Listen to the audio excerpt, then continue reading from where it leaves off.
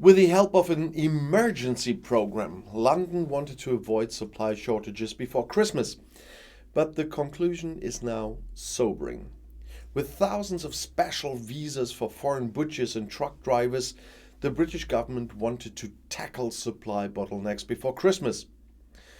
But shortly before the holidays, the conclusion is, as I said, sobering. The number and speed of processing emergency visas for butchers has so far been disappointing, the British Meat Processors Association, the BMPA, told the German press agency. The association does not expect that many foreign helpers will come to the country this year. The government had justified the visa program by saying that the professionals would help secure the Christmas dinner.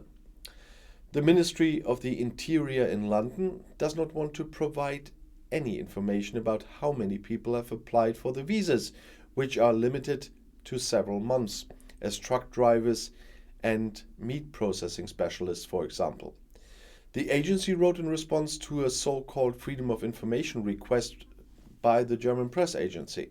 But an early disclosure of statistics would impair the ability of the ministry to use its human resources effectively as planned, they answered. It is to be feared that information will lead to further inquiries. This could delay the preparation of the regular quarterly statistics on labor migration, which are planned for February 24th. The exact breakdown of the requested information will not be published, but is part of the total numbers, the ministry said. Quite a smokescreen there. After Brexit, the Conservative government tightened immigration rules considerably, especially our Priti Patel. This hinders the influx of skilled workers from the EU. The British government wants to use the visa to combat the considerable shortage of skilled workers. Because there are up to 100,000 truck drivers missing, there were always large gaps on supermarket shelves and petrol stations ran out of fuel for days. Turkey and pig farmers complained of a backlog due to a lack of human strength in the slaughterhouses. Thousands of healthy animals had to be culled because there was no space on the farms. The application deadline for the special visa up to December 31st was far too short to find suitable applicants and had to be extended, emphasized the BMPA. Another problem is that the 4 government-appointed recruitment companies have no experience in hiring butchers.